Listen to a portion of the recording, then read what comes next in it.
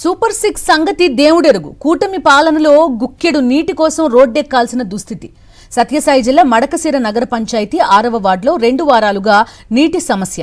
15 రోజులు దాటినా బోర్ మరమ్మతులు చేయించకపోవడంతో వడ్రపాళ్యం ప్రజలు ఆగ్రహం వ్యక్తం చేస్తున్నారు.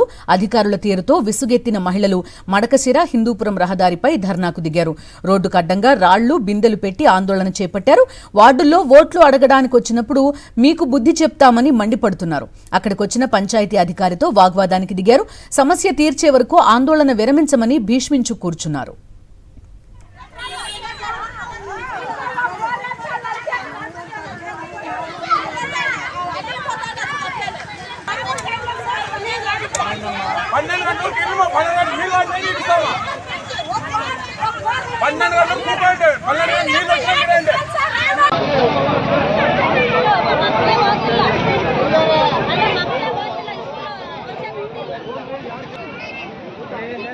Gracias.